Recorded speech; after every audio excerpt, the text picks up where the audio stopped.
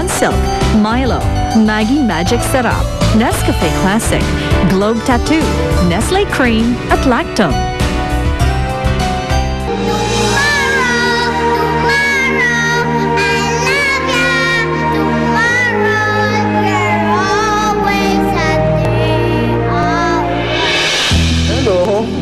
Nainip na kaming lahat. Kami yung lolo ng mga bata. Everyone's here. Dumating na ba yung resulta? Yes, it's here. Kaya nainip na kami. You are excluded as the biological father of Chris. Ano pa yung screen bed? Ang ibig sabihin nun, hindi mo tatay si Sir Nick. You mean si Nick ang totoo? Tatay ni Trudis? Oo. Kaya itapon mo ang papel na yan. Walang dapat nakakita ng resulta niyan. Hindi. Lagot tayo. Migs, akin yan. Sisirain ko naman talaga dapat eh. Kaso alam mo, hindi ka na ako mahuli ni Migs. Bawiin mo. What are you saying? Maghahalukat ako sa basurahan? Salamat po talaga, Papa Nick. Dapat mag-thank you sa'yo eh. Kasi sa sandaling panahon, pinasaya mo ako. Ano? Nasaan na? Eh, Ma'am, ano po ba talaga yung pinapahanap niyo? Yung papel nga na tinapon ko. Ma'am, tinapon niyo na po pala eh. Bakit niyo pa pinapahanap? Namimiloso po ka ba, ha, Let? Ma'am, hindi naman po sa ganun. Ano lang, kung importante, bakit niyo po tinapon? Wala kang pake. Hanapin nyo na lang. Ma'am, ano po ba nakalagay doon? Basta papel. Eh, ma'am, mahirap naman po maghanap isang bagay kung hindi namin alam kung ano yung nakalagay doon. Basta hanapin nyo. Pag nakita ko, alam ko na kung ano yon. Dalian nyo nga.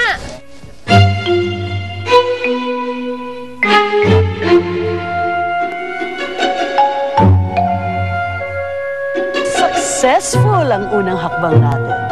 Ngayon, dapat na tayo mag-level up. Magsabi lang kay madam. Akong bahala. Magaling ka talaga magtrabaho, Nando. Oh, ano na ang mga kaganapan dyan? Madam, narito na sila. O sige, galingan mo ang pag-arte mo, ha? Hindi dapat mabululya sa mga plano natin. Ako pong bahala. Sige, goodbye. Sige po.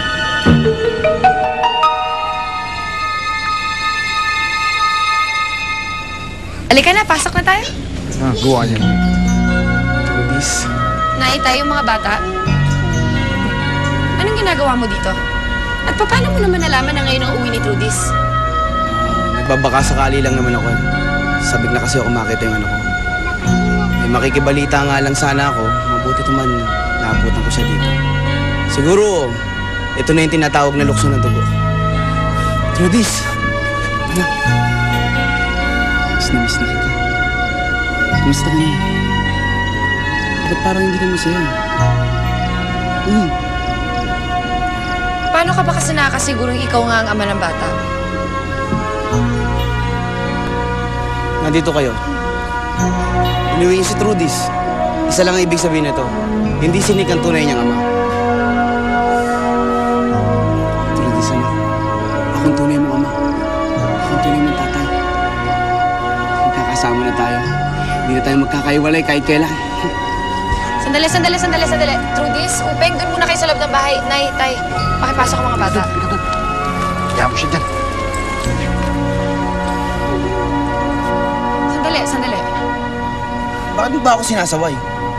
Ano ko naman si Trudis, ha? Gusto ko lang naman mayakap yung bata. Hindi man si Sir Nick ang totoong ama. Karapatan ko yun. Kahit na. Oo, hindi nga si Sir Nick ang totoo niyang ama. Pero ibig bang sabihin nun ikaw na talaga yung totoo niyang ama? Ako nga ang ama, ba't ayaw niyo bang maniwala sa akin? Kailangan ko ng pruweba. Pakitaan mo ko ng pruweba. Hanggang hindi mo napapakita yon, hindi mo pwedeng kunin si Trudis. Madali ninyong tinanggap na ama ni Trudis si Nick. Dahil mayaman siya. Ako mahirap. May record pa. Pero patutunayan ko sa inyong lahat na ako ang tunay na ama ni Trudis. Handa kayo sa akin lahat.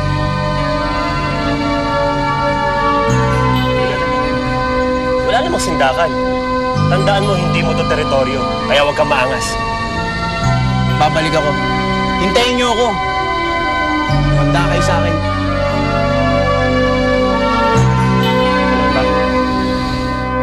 Kuya Nick, pasyal mo ko. Sugar, not now. Eh, kasi malungkot ka eh. Pasyal mo ko para maging masaya ka. Sugar, I said not now. Please. Gusto ko mapag-isa.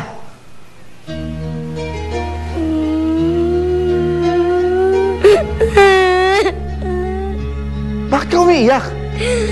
Ha? Inaano ba kita? Porque nawala lang yan si Trudis, kanya ka na sa akin. Palibasa siya ng loob mo. Sugar, ano ba? Tama na yan. Ang gusto ko lang mapag-isa. Ano ba? Nick,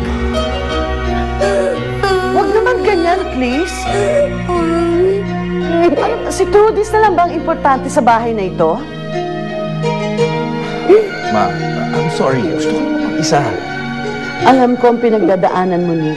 Pero sana maging sensitive ka rin sa feelings ni Sugar. Bata lang ito eh. Wala siyang kasalanan sa mga nangyayari, kaya dapat hindi mo idinadamay.